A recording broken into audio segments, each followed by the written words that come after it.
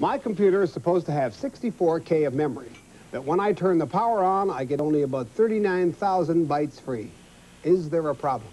No, there's no problem. The message that you get telling you how many bytes free says how many bytes is available to your basic program. The whole 64K is still there, and you can still use it. But very often, sometimes BASIC doesn't need it all, and in other cases, parts of it may be taken away as work areas.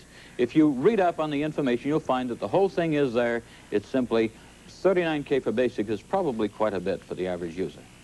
All right, here's a question on DOS. Leaving the theory to one side, what do I need to know about DOS when buying a system? Probably about 3 things, Jack.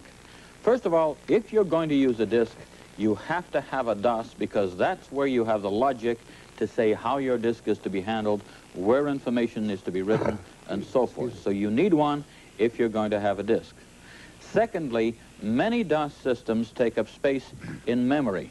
So if you have a large DOS system, and you should ask about these things, you may need extra RAM to accommodate the extra memory space you need. Thirdly, before you bring your DOS into the memory of your computer, guess where it is? It's on disk, and so your DOS system will take up a certain part of disk. So you should probably ask when somebody says, how big a disk is, you say, yes, and after you've taken out the amount for DOS, how much do I have left? So you should know that part of it, too. Now, fundamentally, these are the things you need to know. You've got to have one.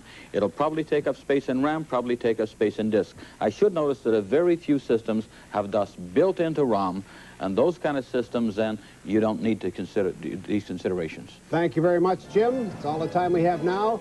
Next time, computer music and speech. Jack Livesley with Jim Butterfield inviting you to join us then on The Academy.